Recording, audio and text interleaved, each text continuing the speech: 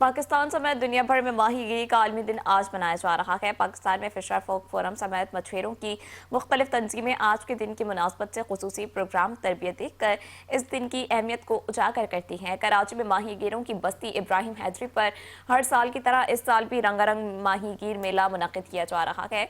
इस मेले में माही गिरों की सकाफत, तारीख और रस्म रिवाज को दिलचस्प अंदाज में पेश किया जाता है। पाकिस्तान के साहिली इलाकों में सबसे कदीम पेशावर, सबसे ज्यादा अफराद के रोजगार का जरिया माहीगीरी है।